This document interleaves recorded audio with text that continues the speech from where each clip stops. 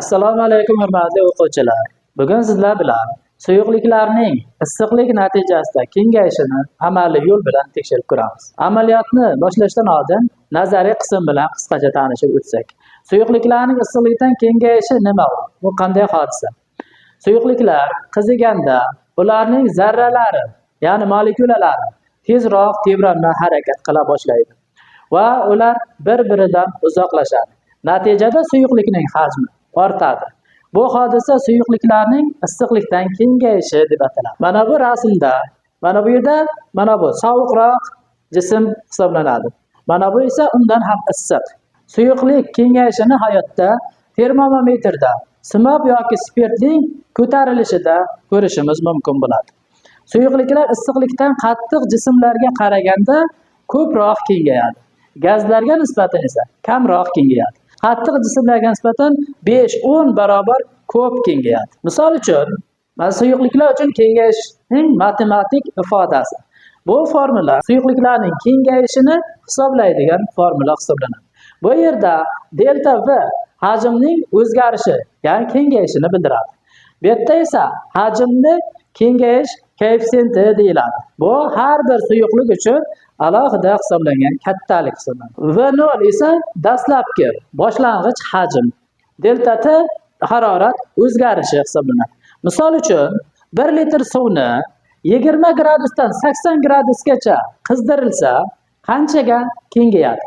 Suvning kengayish koeffitsiyenti taqriban 2,1 10 darajasi -4 1 taqsim gradus Selsiyga teng. Berilgan kattaliklarni formulaga qo'yadigan bo'lsak, suvimiz 1 litr suvimiz 20 gradusdan 80 gradusga temperaturasi oshganda hajmi 12,16 millilitrga yoki bo'lmasa 12,16 santimetr kubga oshgan bo'ladi. Hurmatli o'quvchilar, endi mana shu mavzuga doir bo'lgan qiziqarli savollar.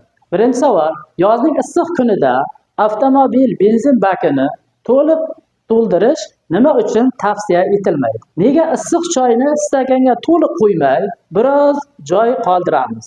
Agar to'liq qo'ysak, nima sodir bo'ladi? Global isish oqibatida dengiz sathining ko'tarilishida suvning issiqlikdan kengayishining roli qanday? To'rtinchi savolimiz: sehrli ko'prik tajribasida 2 stakan suvni nam qog'oz bilan birlashtirib, faqat bittasini isitsangiz, suv ikkinchi stakanga oqib o'tadi. Nega suv issiq stakandan sovuqqa oqib o'tadi? 5-savolimiz: qadimgi misrliklar piramidalarni qurishda suv sathidan foydalanganlar. Ular suvning haroratiga qarab kengayishini hisobga olganmi?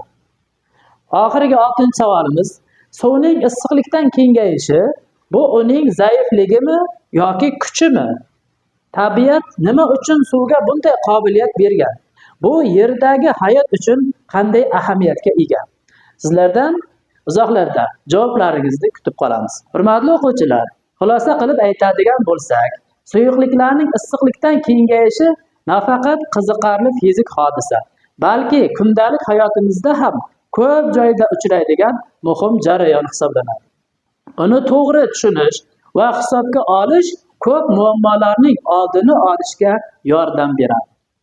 Masalan, shishalarni gazlangan suv bilan to'ldirayotganda suyuqliklarning kengayishi uchun suyuqlik yuzasi ustidan biroz bo'sh joy qoldiriladi.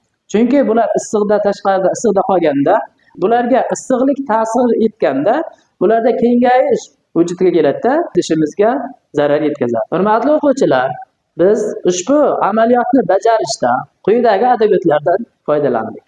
Sizlarga ham ushbu adabiyotlardan foydalanib, yana ham qiziqarli tajribalarni o'rganishingiz mumkin bo'ladi. Hurmatli o'quvchilar, endi darsimizning tajriba qismiga o'tamiz.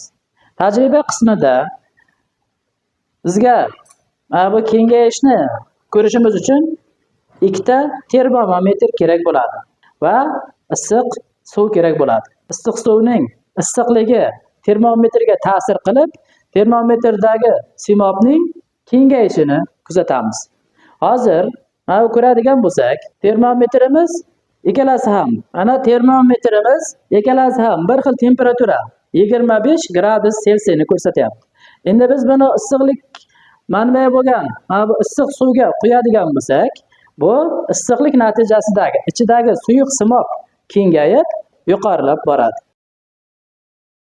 Hurmatli o'quvchilar, mana biz biroz muddat issiqlik berib turganimizda, buning ko'rsatkichi 50 gradusga yetdi. Boya 25 gradus edi. O'sha sovuqlik natijasida torayadi, issiqlik natijasida kengayadi. Mana hozir 50 edi, mana endi 30 ga qarab torayib boryapti. Mana hozir torayishda davom etyapti. Termometrimiz tushishda davom etyapti. Endi buni men suyuqlikka soladigan bo'lsam, issiqlik beradigan bo'lsam, u mana kengayishda davom etaman.